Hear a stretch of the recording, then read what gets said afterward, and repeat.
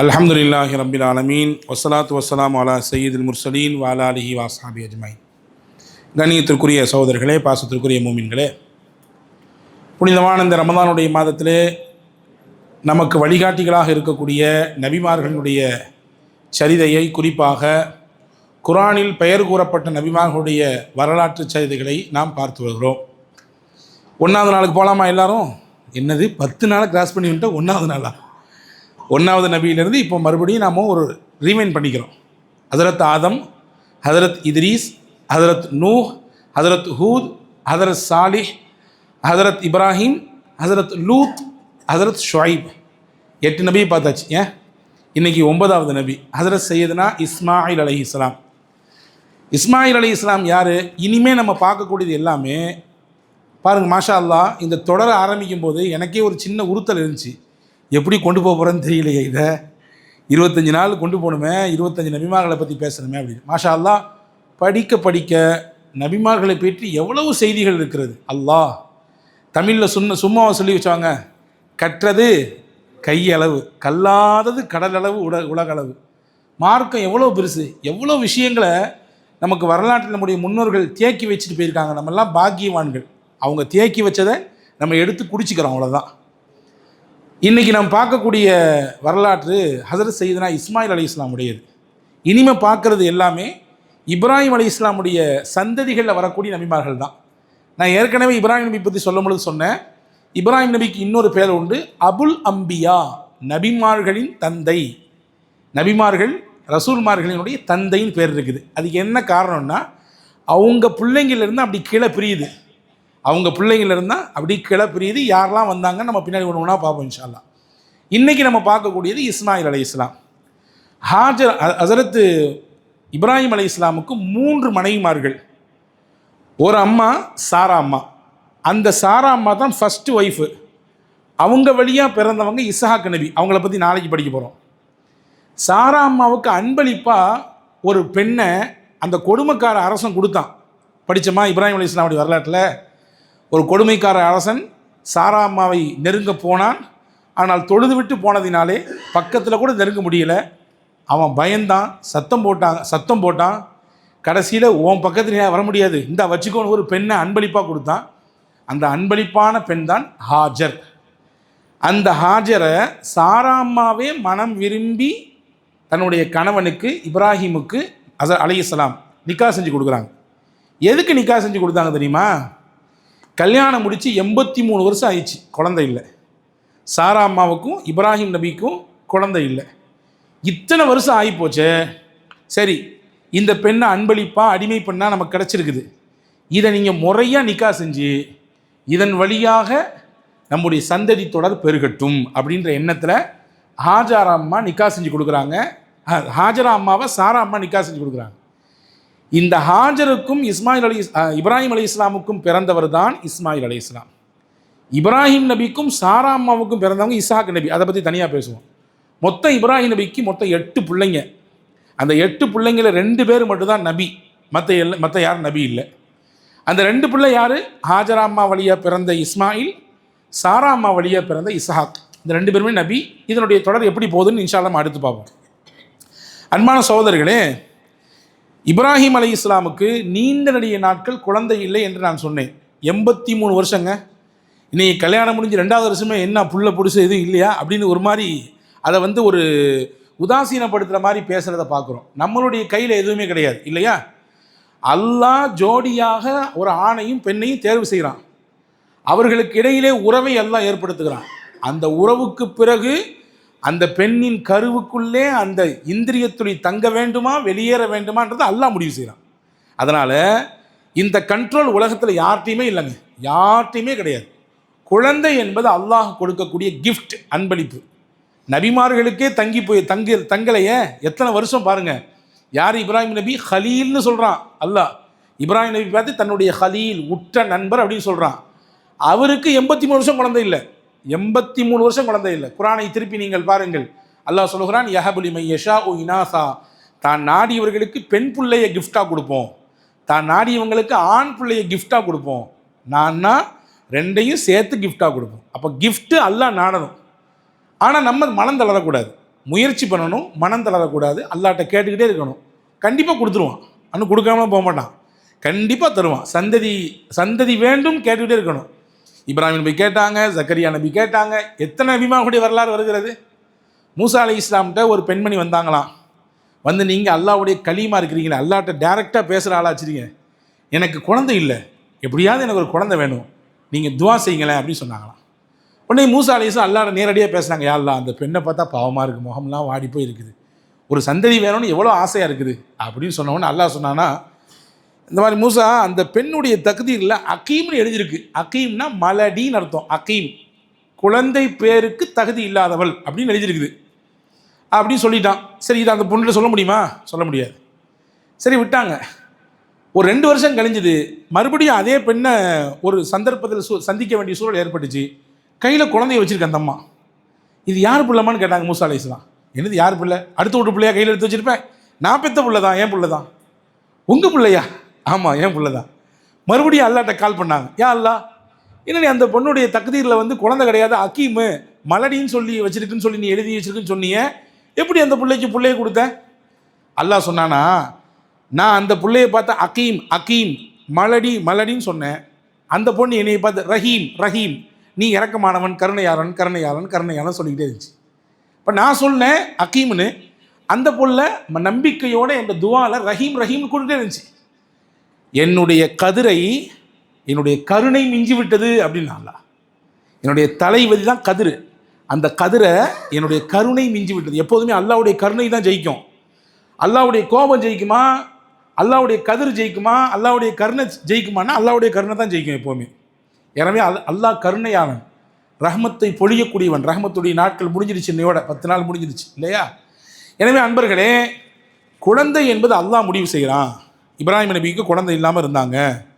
ஹாஜரா அம்மா வழியாக முதல் குழந்தை பிறக்குது, இஸ்மாயில்.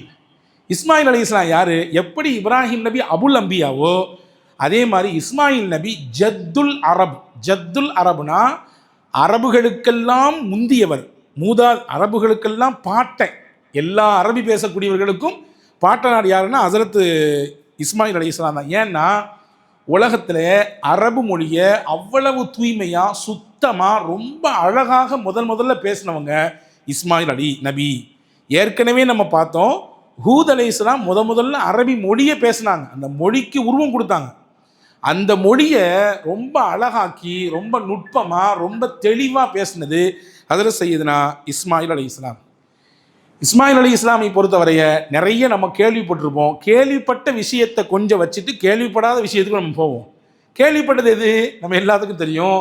மக்காவில் கொண்டு அம்மாவை விட்டாங்க, பிள்ளையும் விட்டாங்க, அழுதுகிட்டு இருந்துச்சு இல்லையா, தன்னந்தனியாக விட்டுட்டு போயிட்டாங்க. இதெல்லாம் வருஷம் ஜராத் ரிவைண்டிங் பல வருஷம் கேட்டாச்சு. நாங்கள் எத்தனை ஹஜ்ஜிவர்னா கடந்தாச்சுன்றீங்க இல்லை? இதெல்லாம் நமக்கு தெரிஞ்சது. ஜம்சம் நமக்கு தெரிஞ்சது.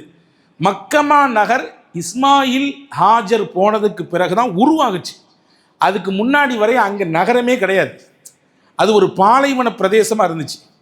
ஹஜ்ரத் இஸ்மாயிலையும் ஹாஜரா அம்மாவையும் கொண்டு எப்போ இப்ராஹிம் நபி அங்கே விட்டாங்களோ அதுக்கு பின்னாடி தான் அங்கே ஒரு சிட்டியே ஃபார்ம் ஆகுது. ஏன்னா இந்த 2 பேரும் இருக்காங்க, தன்னந்தனியாக இருக்காங்க, யாருமே இல்லை. அந்த வழியாக ஒரு பயண கூட்டம் வந்துச்சான். அப்படி ஒரு பயண கூட்டம், ஜுருஹும் என்ற கூட்டத்தை சேர்ந்து ஒரு கூட்டம் வர்றாங்க. இப்போ இவங்க 2 பேரும் இருக்கிறத தூரத்துலேருந்து பார்த்துக்கிட்டு அப்போ புரிஞ்சுக்கிட்டாங்க, இப்போ ஆள் இங்கே இருக்குது. அவங்க வந்து இவங்கள்ட்ட கேட்டாங்களா, நாங்களும் இங்கே சேர்ந்து தங்கிக்கிட்டுமா? இவங்களையே தங்கத்துக்காண்டி அங்கேருந்து கொண்டு வந்து விட்டு போயிருக்காங்க, நாங்களும் இங்கே தங்கிக்கிட்டுமான்னு கேட்டு அங்கே தங்குறாங்க. அந்த பிள்ளைங்க அப்படி வாழையடி வாழையாக அந்த ஊரில் உருவாகிறாங்க. அப்போது ஒன்று நம்ம புரியணும், நம்ம தனியாக வந்து மாட்டிக்கிட்டோமே, சிக்கிட்டோமே, சின்ன பின்னப்பட போகிறோமோ நினைக்கக்கூடாது. சில விஷயங்களில் அல்லாஹ் நமக்கு ஏதோ ஒரு துணையை கொடுத்துருவான், ஏதோ ஒரு விஷயத்தை அல்லாஹ் நமக்கு உதவியாக ஒத்தாசையாக கொண்டு வந்து நிப்பாட்டிடுவான். அந்த நம்பிக்கையில் தான் இப்ராஹிம் அலைஹிஸ்ஸலாம் போனாங்க இல்லையா? ஏன் அவங்களுக்கு என்ன பயம்? தன்னந்தனியாக விட்டு போகிறோமா, பெண்ணு பச்சை குழந்தை, அழுதா தண்ணி கொடுக்கறது கூட ஆள் கிடையாது, ஏன் எதுக்குன்னு கேட்கறது கூட சுட்டு வட்டாரத்தை ஒரு பயம் இல்லை, காக்கா இல்லை. நம்பிக்கை, அல்லாஹ் கைவிட மாட்டான். அந்த நம்பிக்கையை அல்லாஹ் காப்பாற்றினா. இஸ்மாயில் அலைஹிஸ்ஸலாமுக்கு நிறைய நல்ல கேரக்டர்ஸ் இருந்துச்சு, நல்ல தன்மைகள் இருந்துச்சு. குர்ஆன் பாராட்டுது. இஸ்மாயில் அலைஹிஸ்ஸலாம்கிட்ட இருந்த தன்மைகள் என்ன? குர்ஆன் சொல்லுது 5 தன்மை சொல்லுது. 5 தன்மை இஸ்மாயில் நபிகிட்ட. ஒன்று ஹலீம், ரொம்ப சகிப்புத்தன்மை மிக்கவர். இஸ்மாயில் இருக்கிறாரு, ரொம்ப சகிப்புத்தன்மை மிக்கவர். அல்லாஹ் சொல்கிறான் ஹலீம் அப்படின்றான். இன்னொரு இடத்துல அல்லாஹ் சொல்கிறான் பொறுமையாளர். அவர் ரொம்ப பெரிய பொறுமையாளர். அதனால தானே சொன்னார், தஜிதுனி இன்ஷா அல்லாஹு மின சாபிரின். உன்னை அறுக்கிற மாதிரி கனவு பார்த்தம்பா, என்னடா தம்பி செய்கிறது. அப்போ சொன்னாங்க, தஜிதுனி இன்ஷா அல்லாஹ் மின சாபிரின், அல்லாஹ் நாடினால் நான் பொறுமையாக இருப்பேன், பொறுமையாளர்களில் ஒருவராக நான் இருப்பேன். இன்னைக்குள்ள பிள்ளைகள்ட்ட சொன்னால் அப்படித்தான், கதையே கந்தல், திருப்பி நம்மளை பாட்டு கேட்டுருவான். நானும் உங்களை நேற்றையே பார்த்துட்டேன், நீங்களாவும் நேற்று பார்த்தீங்க, நான் ஒரு வாரத்துக்கு முன்னாடியே பார்த்துட்டேன். வாப்பா உங்களை மேலே கையை கத்தி வைக்கிற மாதிரி, நான் உங்கள் மேலே இருக்க நம்பிக்கையினால அமைதியாக உட்காந்துருக்கேன், நீங்கள் என்ன இப்படி கேட்கலாமான்னு கேட்டுருவான் இல்லையா. இஸ்மாயில் நபி ரொம்ப அழகாக சொன்னாங்க, நான் பொறுமையாளராக இருப்பேன். மூணாவதாக இஸ்மாயில் நபியினுடைய தன்மை என்ன தெரியுமா, சாதிக்குல் வஅத், ரொம்ப வாக்கு சுத்தமானவர், ரொம்ப வாய்மையாளர். சொன்ன வாக்கு மாதிரி இருப்பாங்க, அந்த வார்த்தையில் வந்து தப்ப மாட்டாங்க. ஒரு வாக்கு கொடுத்துட்டாங்கன்னா அதுலேருந்து பின்ன பேச மாட்டாங்க, முன்ன பேச மாட்டாங்க, ரொம்ப அக்யூரேட்டாக இருப்பாங்க. அந்த வாக்கு சுத்தம் என்பது இஸ்மாயில் நபி இடத்துல இருந்தது. அதே மாதிரி தொழக்கூடியவர்கள் மட்டுமல்ல, தன் குடும்பத்தையும் தொழுகையை கொண்டு ஏவக்கூடியவர்கள்.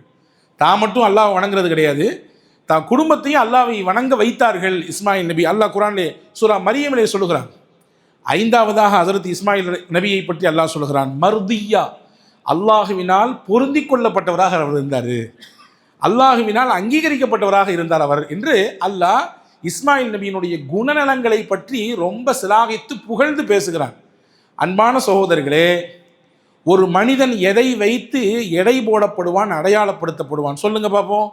நம்ம போட்டிருக்கக்கூடிய ட்ரெஸ்ஸை வச்சா நம்மளை பேசுவாங்க மக்கள், அல்லது நம்ம வச்சிருக்கக்கூடிய காசு பணத்தை வச்சா நம்மளை பேசுவாங்க, நம்மள்ட்ட இருக்கக்கூடிய வீடு அல்லது பிரம்மாண்டமான தோட்டம் துறவு அல்லது சொகுசான வாகனத்தை பற்றி மக்கள் அதை பார்த்து நம்மளை எடை போடுவாங்களா, அல்லது நமக்கு என்ன பேர் இருக்குது, புகழ் இருக்குது, என்ன ஊரில் இவரை பற்றி பேசிக்கிறா அதை வச்சு நம்மளை வந்து எடை போடுவாங்களா, அல்லது நம்மள்ட்ட ஆட்சி அதிகாரம் இருக்கா அப்படிங்கிறத வச்சு நம்மளை எடை போடுவாங்களா? கிடையாது.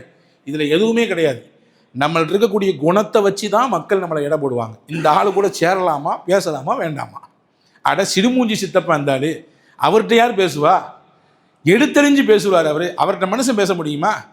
காது கொடுத்தே கேட்க மாட்டார், அவர்கிட்ட எப்படி பேச முடியும் இல்லையா? ஒருவருடைய தன்மை தான் இன்னொருவருடைய உள்ளத்திலே சேர் போட்டு உட்காருது. வெளிரங்கத்தில் நம்ம பயன்படுத்தக்கூடிய அல்லது வெளிரங்கத்தில் நாம் எதை காட்டுகிறோமோ அதுவெல்லாம் நம்மை அடையாளப்படுத்தவே படுத்தாது. எனவே தான் ரசூலுல்லாஹ்வுடைய வரலாற்றை பாருங்கள்.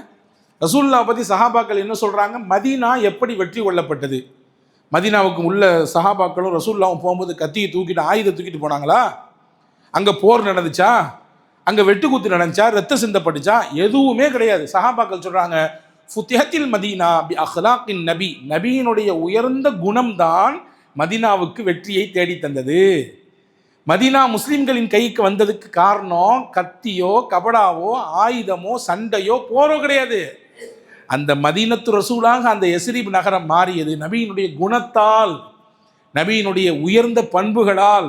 அதுதான் ஜெயித்தது, அதுதான் ஜெயித்தது. உலகத்தில் இன்ன வரை இல்லை, உலக அழிவு நாள் வரை எது ஜெயிக்கும் என்றால் குணம்தான் ஜெயிக்கும். காசு பணம் ஜெயிக்காது, ஆட்சி அதிகாரம் ஜெயிக்காது, பவர் ஜெயிக்காது. மனிதரின் குணம்தான் பல இடங்களில் ஜெயிக்கும். சிரிச்சே காரியத்தை சாதிச்சியப்பா நீ சொல்கிறோமா இல்லையா? பேசியே கவுத்துட்டியால சொல்கிறாங்களா இல்லையா? அப்போ ஒருவரின் பேச்சும் ஒருவரின் சிரிப்பும் ஒருவரின் நடவடிக்கையும் இன்னொருவருடைய உள்ளத்தை அப்படி மாற்றிடும், புரட்டி போட்டுரும். எனவே தான் ஸல்லல்லாஹு அலைஹி வஸல்லம் எப்பொழுதும் எப்படி இருப்பார்கள், அனஸ் ரலியல்லாஹு சொல்கிறாங்க, அப்படி 14வது நாளில் நிலவை பார்த்தா எப்படி இருக்கும், அப்படி அப்படி அப்படி பார்த்துக்கிட்டே இருக்கலாம்ல. அதே மாதிரி ரசூலுல்லாஹ்வுடைய முகம் என்னைக்கு போனாலும் சரிதான், அப்படி பார்த்துக்கிட்டே இருக்கலாம், அந்த முகத்தை பார்த்துக்கிட்டே இருக்கலாம். அவங்க பேசுகிறது அப்படி இருக்கும். அப்போ ரசூலுல்லாஹ்வுடைய குணம்தான் எல்லா சஹாபாக்களுடைய உள்ளத்தையும் அவங்கள பக்கம் ஈர்த்து வச்சுது. அப்போ அல்லாஹு தஆலா இஸ்மாயில் நபியினுடைய குணத்தை ரொம்ப ஸ்லாகித்து பேசுகிறான் குர்ஆனில் 5 இடத்துல. இஸ்மாயில் நபியினுடைய திருமண உறவு எப்படி இருந்துச்சு வரலாற்றில் வருகிறது. இஸ்மாயில் அலைஹிஸ்ஸலாமும் ஹாஜரா அம்மாவும் தான் அங்கே வாழ்ந்தாங்க. முதல்ல ஒரு பெண்ணை பார்த்து நிக்கா செஞ்சு கொடுத்தாங்க, இமாரா என்று அந்த பெண்ணினுடைய பெயர். அந்த பெண்ணோட வாழ்ந்துகிட்டு இருக்காங்க இஸ்மாயில் அலைஹிஸ்ஸலாம். ஒரு நாள் வெளியூர்லேருந்து, அதாவது வேற ஊரில் சிரியாவில் இருந்த இப்ராஹிம் அலைஹிஸ்ஸலாம் மகனை பார்க்கணும் அப்படி வர்றாங்க. ஊருக்கு வந்தால் மகன் இல்லை, வெளியில் வியாபாரத்துக்கு போயிருக்காரு, வீட்டில் மனைவி தான் இருக்கிறாங்க. மனைவிட்ட கேட்டாங்க, உங்கள் வாழ்க்கை எப்படிமா இருக்குது, எப்படி வீட்டுக்காரர் சம்பாதிக்கிறதுலாம் போதுமானதாக இருக்குதா, வாழ்க்கை சந்தோஷமாக நிம்மதியாக போகுதான்னு கேட்ட கேள்விக்கெல்லாம் அந்த அம்மா பதில், எங்கே போகுது, எங்கே சம்பாதிக்கிறது 10, ஒன்றும் இல்லை, ஒன்றும் இல்லை, அப்படி ஒரு ஒரு மனக்குமுறலை அது குறமனசோடு அந்த அம்மா பதில் சொல்லுது. சரி சரி சரி, உங்கள் வீட்டுக்காரர் வந்தால் ஒன்றும் சொல்லாதீங்க, வீட்டு வாசப்படி சரியில்லை, அதை மாற்றிக்கிங்கன்னு சொல்லியிருக்கேன்றாங்க. வந்தாங்க இஸ்மாயில். வந்த உடனே நான் வந்த பின்னாடி யாராவது இங்கே வந்துட்டு போனாங்களா? ஆமாம், ஒரு பெரியவர் வந்தார். என்ன சொன்னார்? இந்த மாதிரி உங்கள் வீட்டு வாசப்படி சரியில்லையாமா, மாற்றிக்கணுமா. வரலாற்றில் எடுத்துக்கிறாங்க, இஸ்மாயில் நபிக்கும் அந்த இமாரான்ற பெண்ணுக்கும் ரொம்ப நாள் நீடிக்கலை, இடையிலேயே அந்த திருமண உறவு முறிந்து போனது. அடுத்து இஸ்மாயில் நபி வேற ஒரு பிள்ளையை நிக்கா செஞ்சாங்க. அந்த பெண் யார் என்றால் ஜுருகும் என்ற கோத்திரத்தை சேர்ந்த அசைதா பின்த் முலால் என்ற பெண்மணியை நிக்கா செஞ்சாங்க. அந்த பெண்மணியும் வாழ்ந்துட்டு இருந்தாங்க, வாழ்க்கை நடத்தினாங்க, குழந்தை குட்டிகள்லாம் பெற்றுக்கிட்டாங்க. இதை மாதிரி இடையில ஒரு நாள் இப்ராஹிம் அலைஹிஸ்ஸலாம் மகனை பார்க்கணும், மருமகளை பார்க்கணும்னு வரும்பொழுது கேட்குறாங்க, விசாரிக்கிறாங்க, குடும்பம் எப்படி இருக்குது, எப்படி போதுமானதா வருமானம், என்ன வேலை பார்க்குறாரு, என்ன எல்லாம் அல்ஹம்துலில்லாஹ் எங்களுக்கு போதுமான அளவுக்கு மாஷா அல்லாஹ் நல்ல சந்தோஷமாக வாழ்கிறோம், எந்த குறையும் கிடையாது.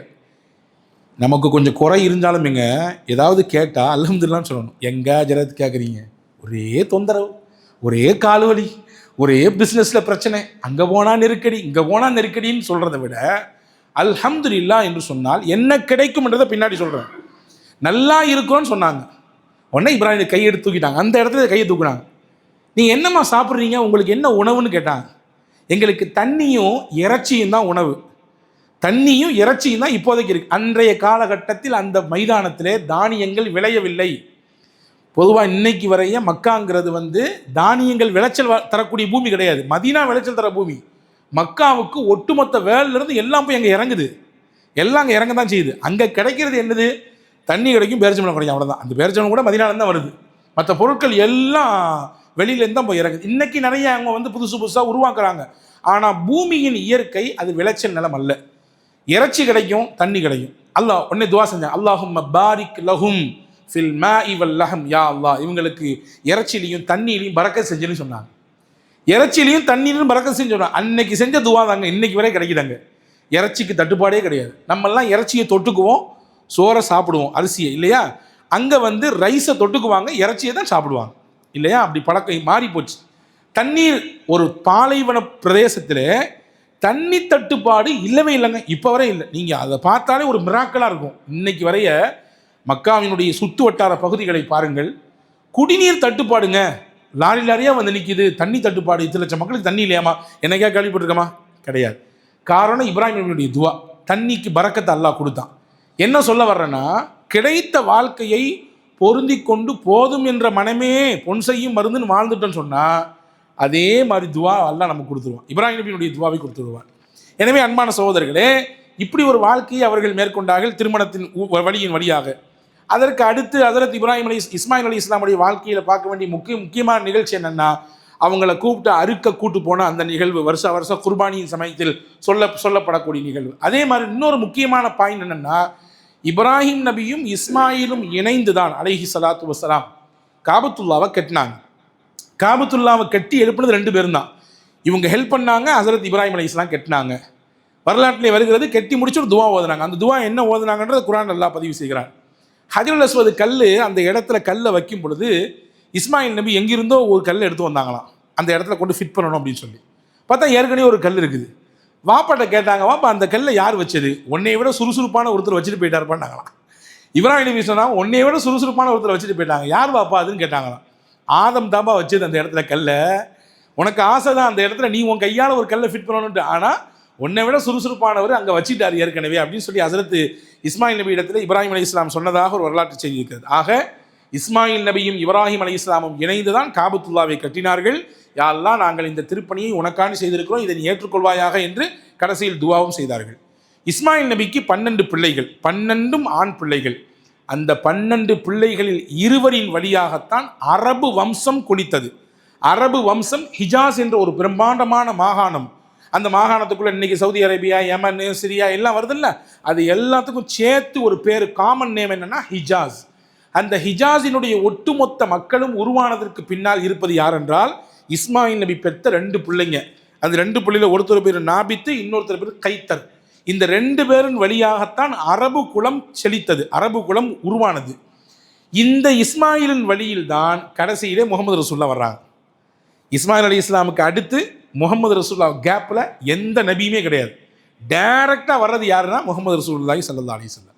ஆனால் இசாக் அலைஹிஸ்ஸலாம் பற்றி நாளைக்கு படிப்போம். அவங்களுடைய வரலாற்றில் அடுத்தடுத்து எந்தெந்த நபிமார்கள் வர்றாங்கிறத நம்ம இன்ஷா அல்லாஹ் படிப்போம்.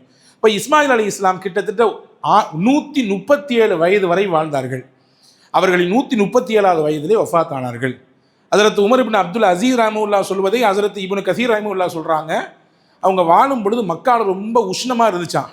அப்போ அல்லாஹ்ட்ட கேட்டாங்களாம், யா அல்லாஹ் என்ன இது உஷ்ணமாக இருக்குது, இவ்வளவு வெயில் தாக்கமாக இருக்குதே அப்படின்னு சொன்ன பொழுது அல்லாஹ் சொன்னானா, ஒன்றும் கவலைப்படாத, நீ இந்த உலகத்தை விட்டு மறைஞ்சதுக்கு பின்னாடி நீ எங்கே அடக்கப்படுறியோ அந்த இடத்துல குழுகுலுன்னு இருக்கும். காரணம், சொர்க்கத்தினுடைய கதவை நான் அங்கேருந்து உனக்கு திறந்து வச்சிருவேன். சொர்க்கத்தின் கதவை உனக்காக வேண்டி திறந்து வைத்து விடுவேன். அந்த சொர்க்கத்தின் காற்று உனக்கு வீசிக்கொண்டே இருக்கும் என்று அல்லாஹ் இஸ்மாயில் அலைஹிஸ்ஸலாம் இடத்திலே சொன்னானாம். ஹஜ்ரத் இஸ்மாயில் அலைஹிஸ்ஸலாம் அவர்களை பெற்ற ஹாஜர் இந்த 2 பேரும் எங்கே அடக்கப்பட்டிருக்கிறார்கள் என்றால் நீங்கள் புதிதாக கேட்கலாம். ஆனால் வரலாற்றில் இப்படியும் ஒரு செய்தி பதிவாக இருக்கிறது. இன்றைக்கு காபத்துல்லாவிலே ஹத்தீம் என்று சொல்லுகிறோமே, அந்த யூ ஷேப்பில் இருக்கு பார்த்தீங்கன்னா, காபா ஒரு சதுர வடிவத்தில் இருக்கக்கூடிய கட்டிடம். அதற்கு பக்கத்தில் பார்த்தால் நீங்கள் வேணால் போய் நீங்கள் கூகுள் பண்ணி பாருங்கள், ஹத்தீம்னு போட்டு பாருங்கள், அந்த யூ வடிவத்தில் இருக்கும். அந்த யூ வடிவத்திற்குள்ளே தான் இஸ்மாயில் நபியினுடைய கபரும் ஹாஜர் அம்மாவுடைய கபரும் இருக்குது. அந்த இடத்தில் தான் அவர்கள் அடக்கம் செய்யப்பட்டிருக்கிறார்கள். அது சொர்க்கம் தானேங்க, சொர்க்கத்தினுடைய காற்று வீசு தானே செய்யுது. எம்பிட்டு தான் வெயில் அடித்தாலும், எவ்வளவு தான் வேர்த்து விறுவிறுத்தாலும், காபால தவாஃப் செய்யும் பொழுது அந்த போனவங்க உணர்ந்திருப்பாங்க, இப்படி புழுக்கமாக இருக்கிற மாதிரி வரும் பொழுது ஒரு காற்று எங்கிருந்தோ அப்படி நம்மளை அப்படி தழுவிட்டு போவோம். அப்படி அந்த காற்று வந்துட்டு போன உடனே பெருசாக ஃபேனெல்லாம் அங்கே இருக்காது, ஏன்னா வெட்டை வெளி மைதானம் தானே. ஒரு காற்று அப்படி நம்மளை தழுவிட்டு போவாங்க, மொத்த வேர்வையும் மொத்த அந்த இறுக்கமும் குறைஞ்சிடும். அல்லாஹு ஜல்லஷானஹு வ தஆலா அந்த இடத்தில் தான் அவர்களை அடக்கம் செய்ய வைத்தான் என்ற செய்தியையும் அல்லாமா இப்னு கஸீர் ரஹ்மத்துல்லாஹ் தன்னுடைய நூலிலே பதிவு செய்கிறார்கள். ஆக இஸ்மாயில் அலைஹிஸ்ஸலாம் அவர்களின் வாழ்க்கையிலிருந்து நாம் பெற வேண்டிய முக்கியமான பாடம், அவர்களிடத்தில் எந்த உயர்ந்த குணங்கள், தன்மைகள், பண்புகள் இருந்ததோ அதையெல்லாம் நம்முடைய வாழ்க்கையிலும் வெளிப்படுவதற்கு அல்லாஹ்விடத்திலே முயற்சிக்க வேண்டும்.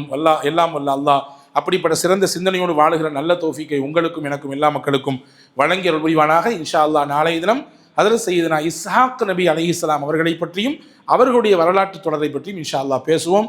அல்லாஹ் பேசுவதின் பிரகாரம் செயல்படுத்தக்கூடிய நசீபை உங்களுக்கும் கேட்ட உங்களுக்கும் சொன்ன எனக்கும் அல்லாஹ் தருவானாக. ஆமீன் யா ரப்பல் ஆலமீன்.